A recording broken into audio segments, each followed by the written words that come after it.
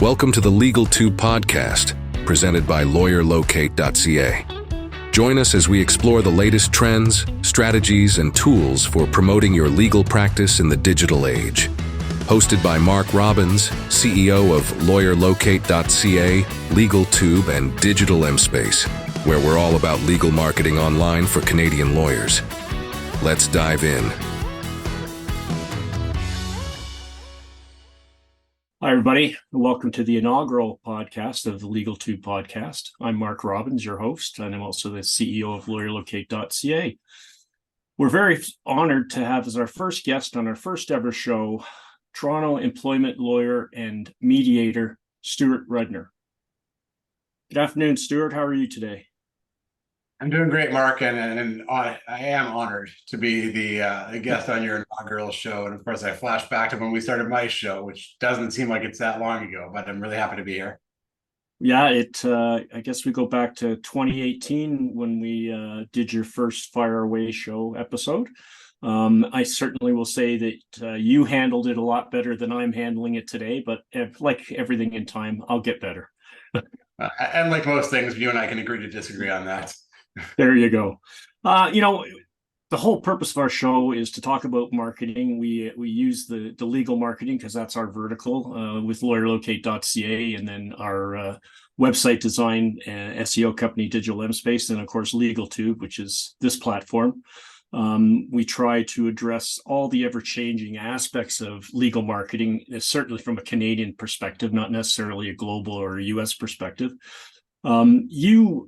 Memory serves, you went on your own. You were with a big law firm for several years, and then you went on your own. I think it was around 2017. Am I correct?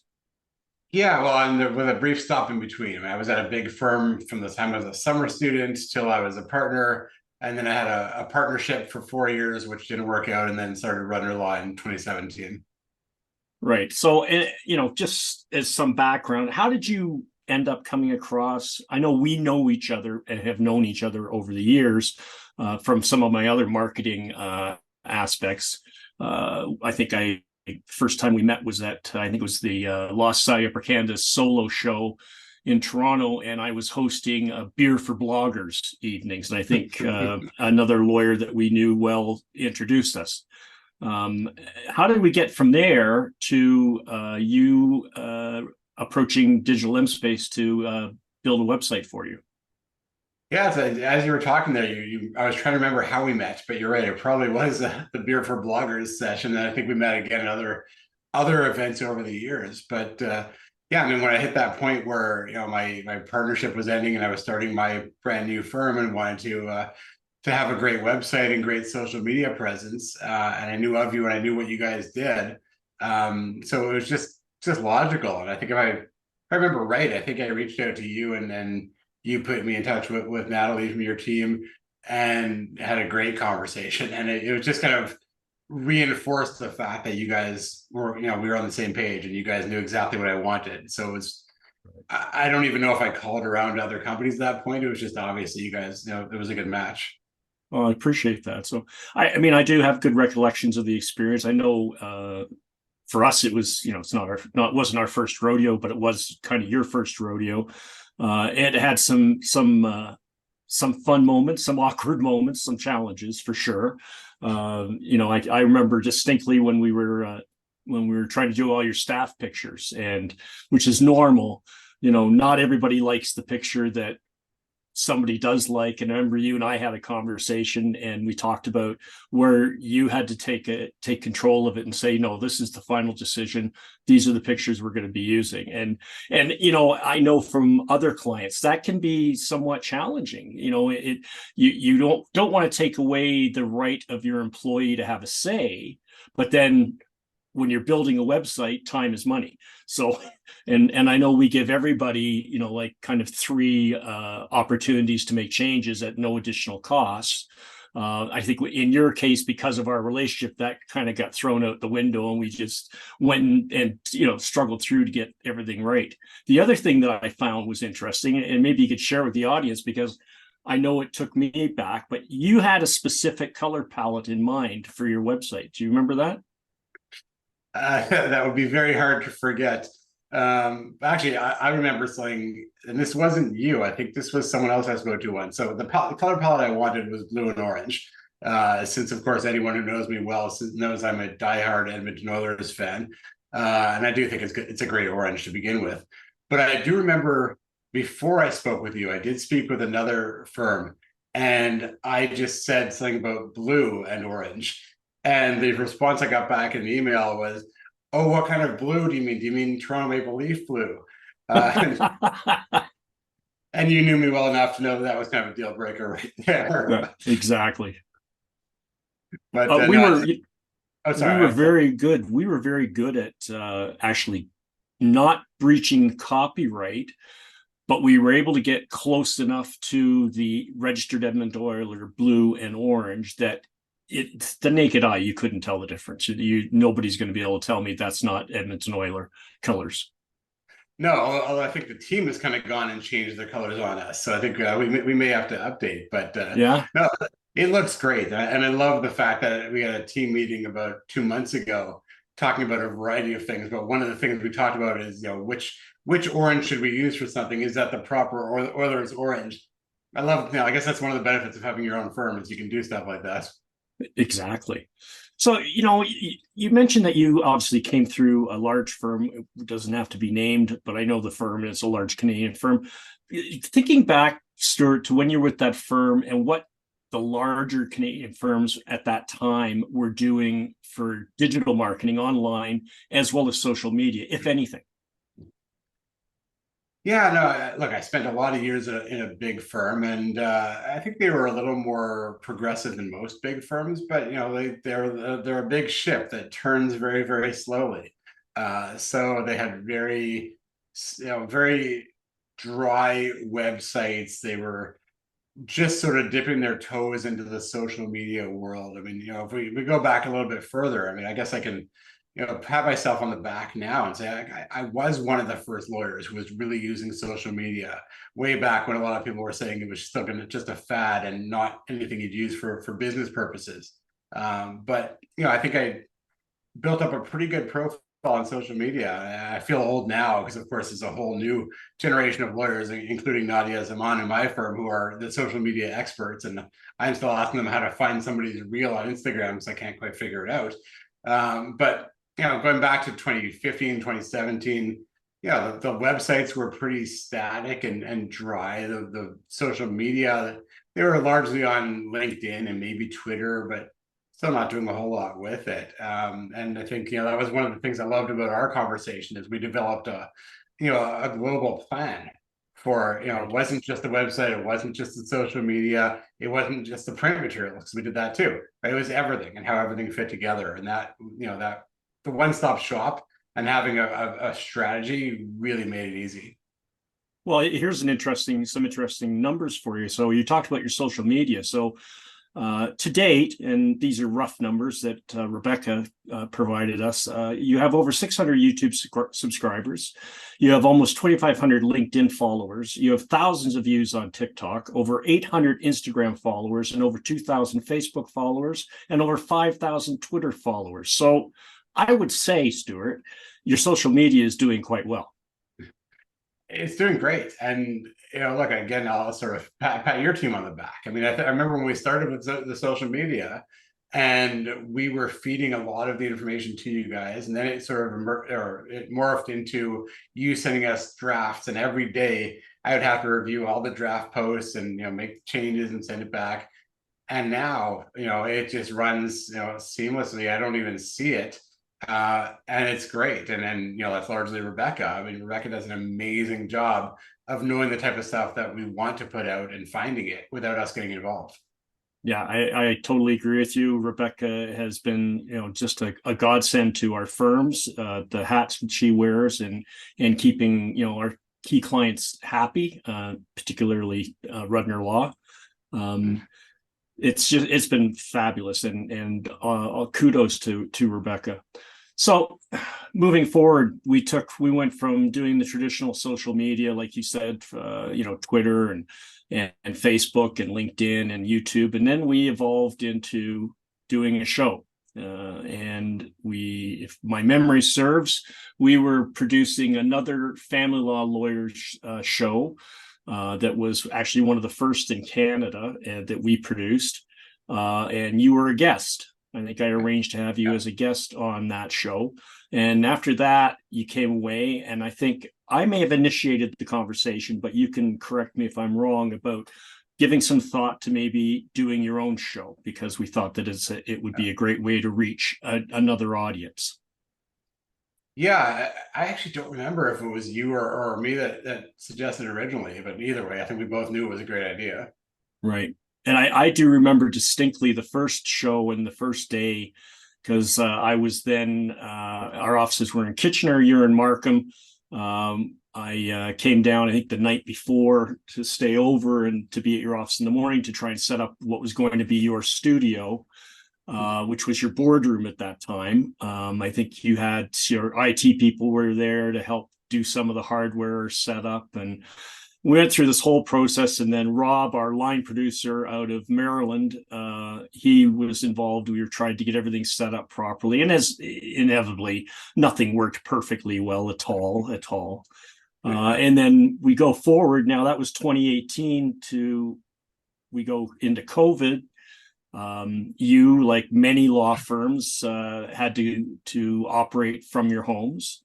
You and your associates all, and then you evolved like a number of firms and walked away from your brick and mortar offices to stay virtual.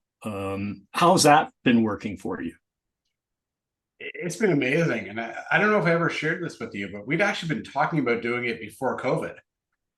It was on our agenda. We had a number of people on our team who were pushing for us to go virtual. And I was trying to be the cautious owner. And I remember what I said was, before we make any decision, we are going to do a proper trial. We're going to shut the office for a month and see how it feels to go, not just for a Friday, but for a month without an office. And of course, we never got around to doing it. And then COVID hit, and all of a sudden we had a 6 or 8 month trial before we even had to look at lease renewal. And by that point, it was pretty clear that I was never worried about productivity. I mean, we've got a great team, and I knew our lawyers would be working hard, and I knew our staff would be working hard, and they were, it's one of these situations where, especially for the staff, if they were saving 2 hours a day in commuting time, they'd probably take an hour for themselves and give an hour to me. So they were getting personal time, I was getting productivity time. It was a win-win. The only concern I ever had was maintaining the dynamic we had in the firm, because we always used to say it, but I think it was very true. We worked hard, but we played hard, and we had fun. Right. And not being all together, not joking around, all that, I was worried about the impact of that. But I mean, look, here we are 3.5 years later, and we do team events and meetings now and then, but for the most part, we're remote, and we still have great dynamic. We've added a bunch of people who have never worked with us in an office, and it still works really well. So I can't imagine going back. Well, that's great. So when we started Fire Away, like I said, the first few months were a learning process for everybody involved. Every show is unique to itself. I will say, from day one, were a phenomenal host, and you just kept getting better and better. And now I feel like it's so second nature to you. Every month, for that half hour, which is really an hour and a bit, but half hour of live content, you've really learned how to be a host, and you do it right, Stuart. I got to tell you. I mean, I wish I could take credit, but that was all on you. I'll agree to disagree. Look, I have fun with it, and but I still, like, every month I still come out of there and rethink some of the things I did, or some of the things I should have said, and how I could have done it better. But you know what I mean? Part of it is having really good guests. We've had a couple where it wasn't as great and the conversation was a lot more forced, but the vast majority, we've just had really good conversations. So it makes it really easy. And I think when we got past the first few shows where we were so focused on what was in the background, which angle was the camera focused on, when I got past that and I wasn't worried about all that stuff, and I could just focus on what the guest was saying, I think it got a lot better. But I still think I've got a lot to learn. So, obviously you've become more comfortable hosting. What kind of response, if any, have you heard from peers that have noticed the show, or even some of the guests that go back and look at it? Yeah, it's great. It's an interesting question. I mean, guests love it. And of course, they can take it and sort of put it out there and use it to market themselves, which is part of the idea. They should get some benefit out of it. So guests love it. From peers, it's interesting. I think a lot of, what I'll think of as my peers. So I guess I'm now sort of more on the senior end of the bar, which I still can't get my head around. I don't know if a lot of them are even aware of it.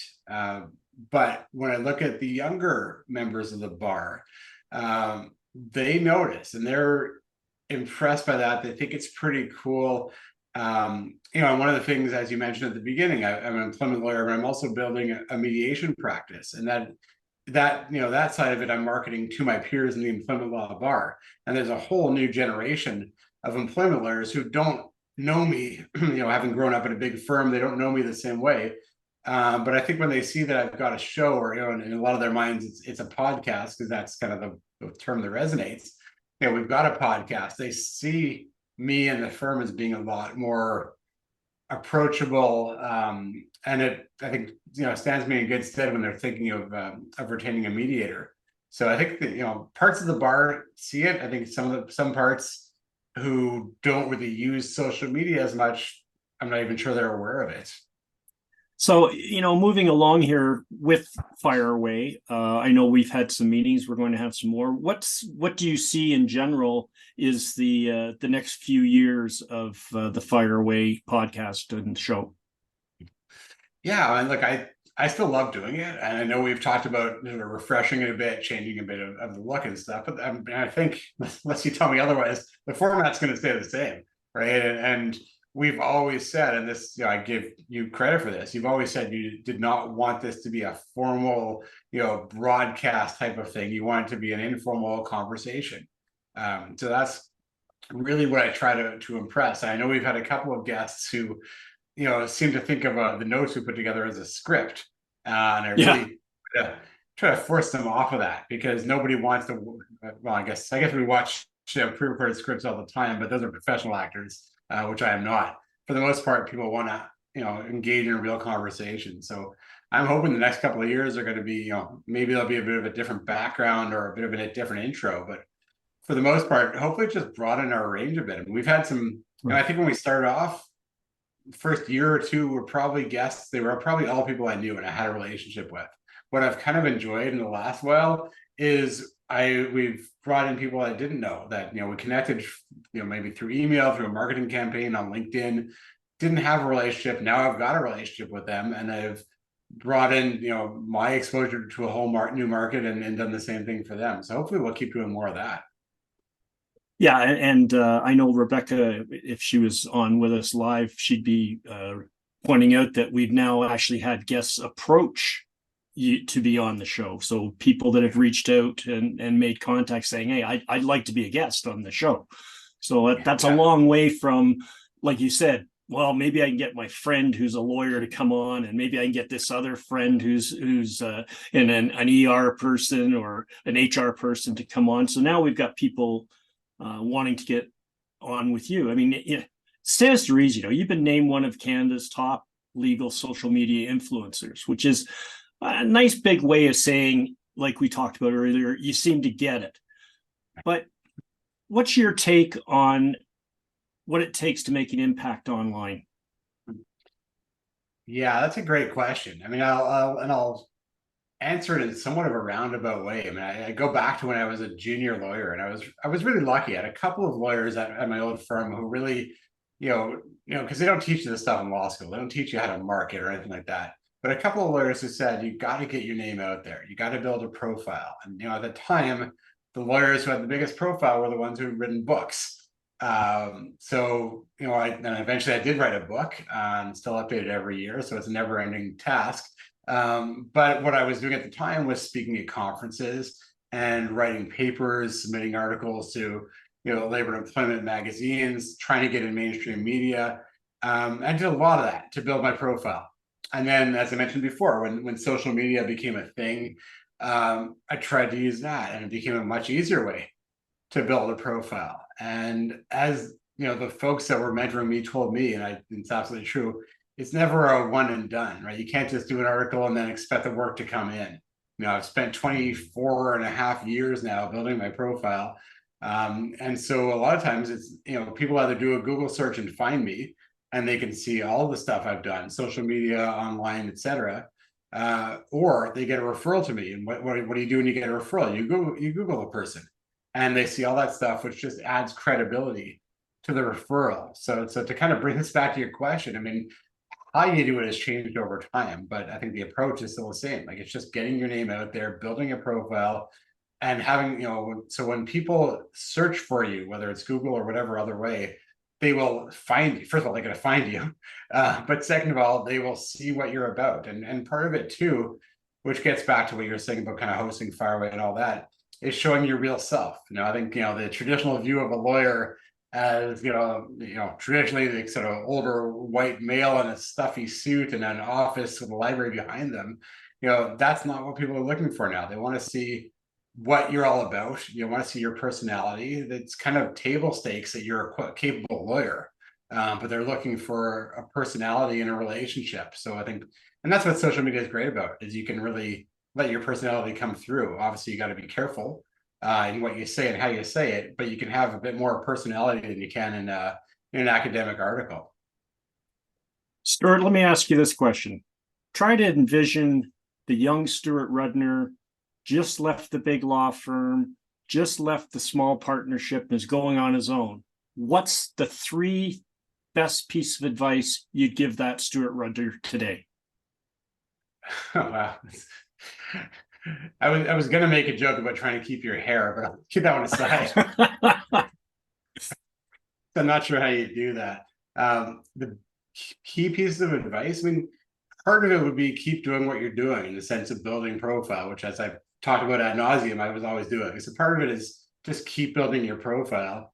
2 is not to sweat the small stuff so much. You know, so much of my time, you know, when I was starting the firm, and even now to some degree, is spent worrying about stuff that at the end of the day is not going to make a whole lot of difference. And the other one I think would be, it's got nothing to do with the rest of the topic of our show, but learn to delegate. I think it's something I've really struggled with over the years. But part of that does come back to what we're talking about, because, you know, when I was doing social media early on, I was writing every single post, and I was writing every single blog post, and I was managing the website and doing everything.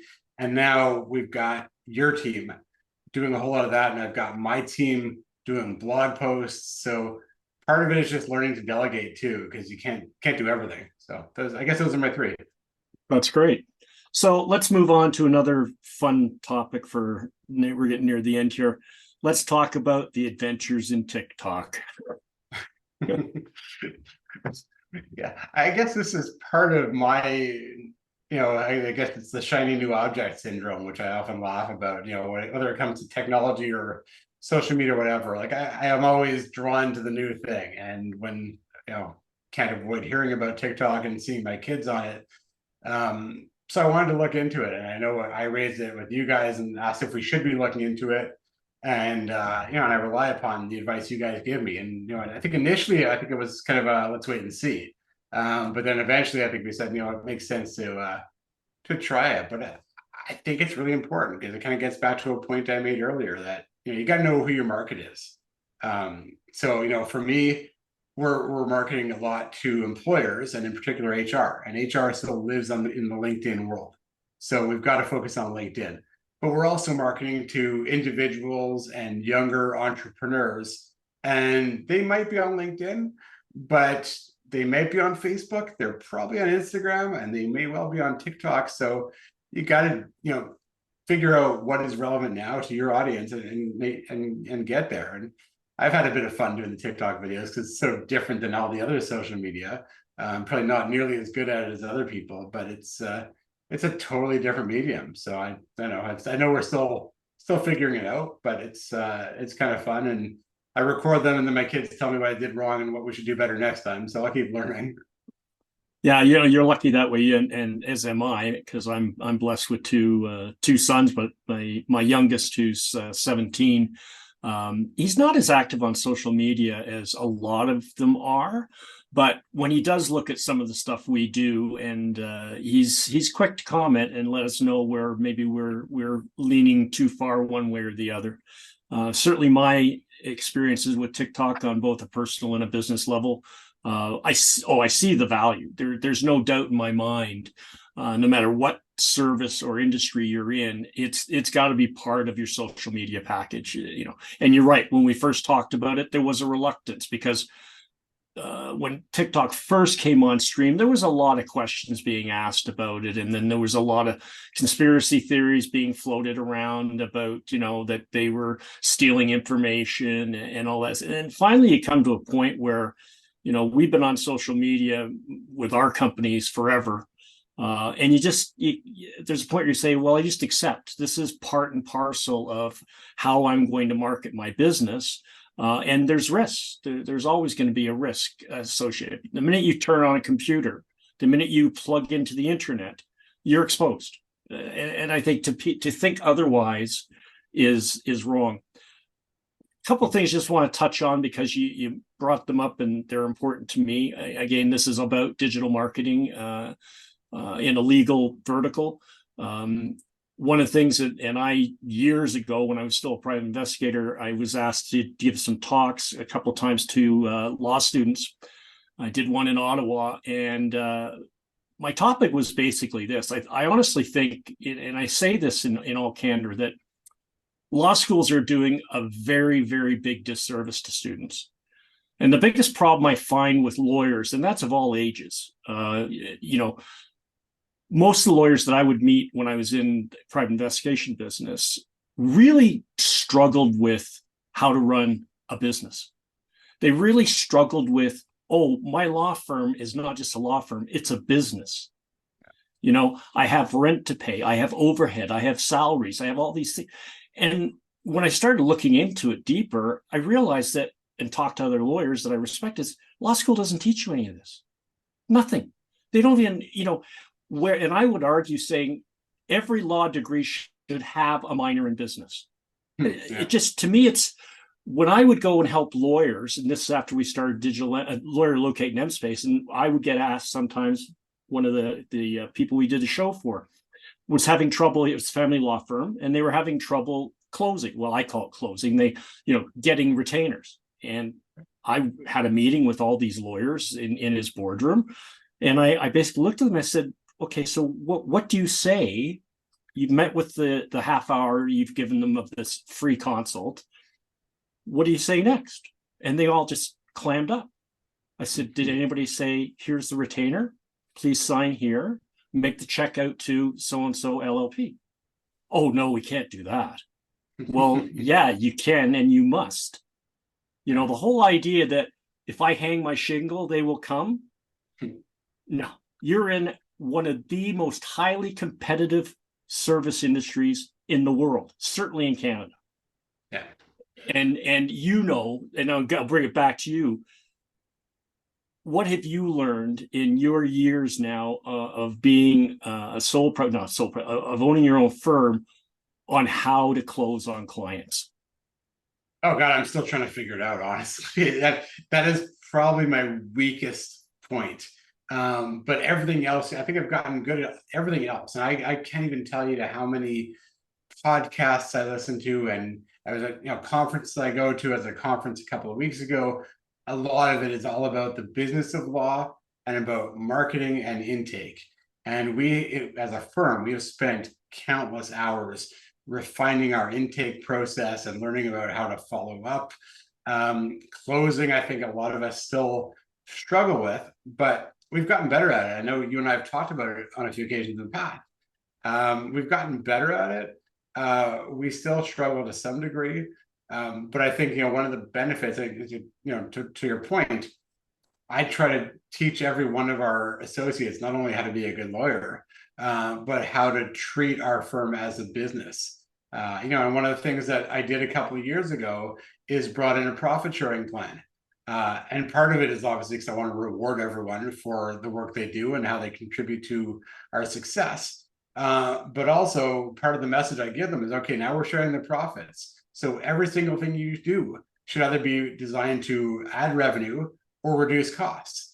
And if it's not doing one of those two things, then ask yourself why you're doing it. So, everyone, I think everyone had a vague notion that you bring in work, it's good for the firm, hopefully to pay off.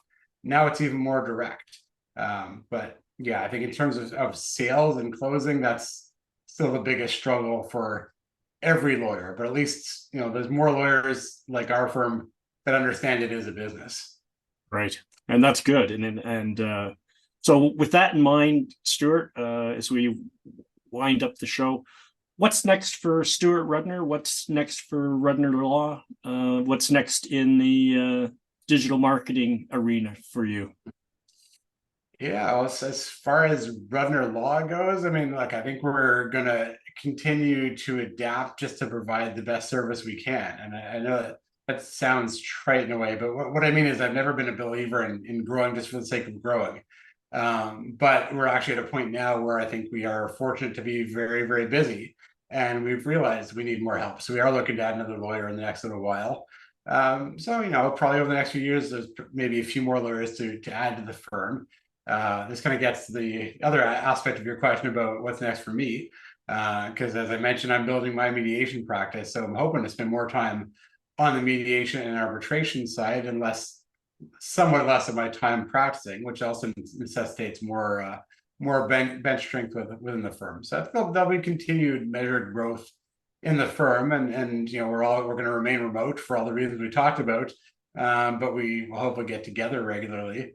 And yeah, your last question about social media. If I knew what was next in social media, I guess I'd probably be a very wealthy man.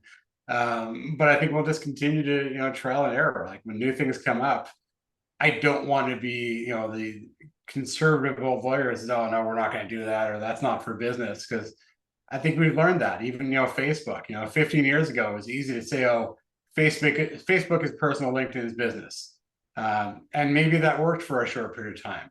It clearly doesn't now. So I think we've got to just remain open to the new platforms and how we can use them best. And obviously that's where you and I and Rebecca we'll keep talking about all of that, because it's kind of fun too. So hopefully we can have some fun trying out new platforms.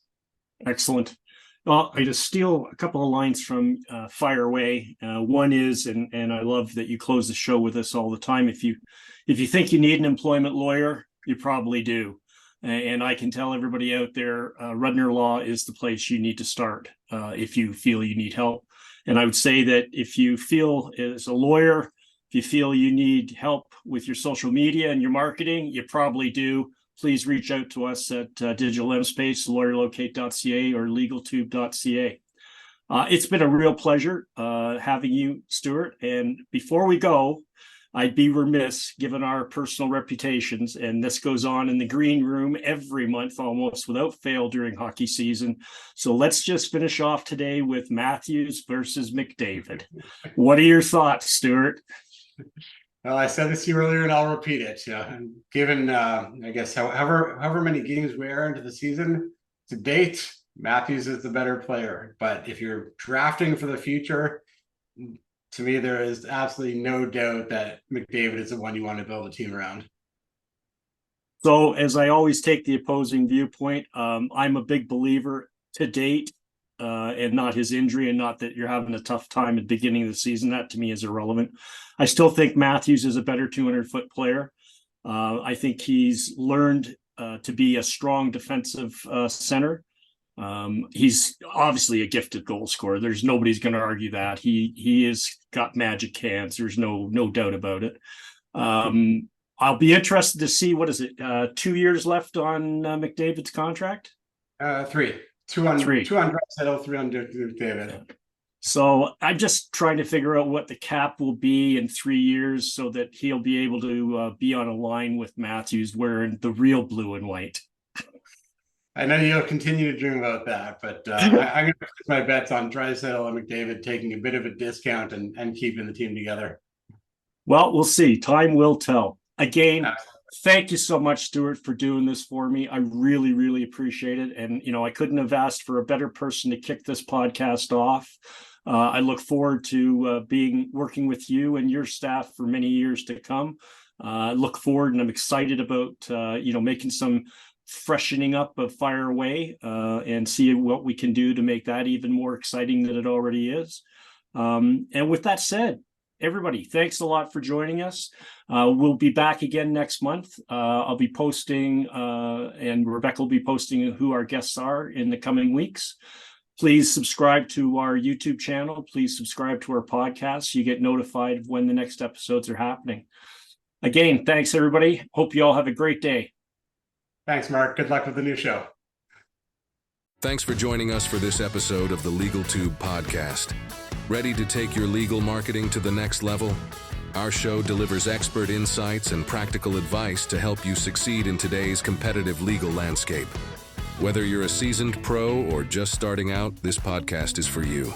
For more information, check out LawyerLocate.ca. And if you have any questions, get in touch with us. Thanks for listening.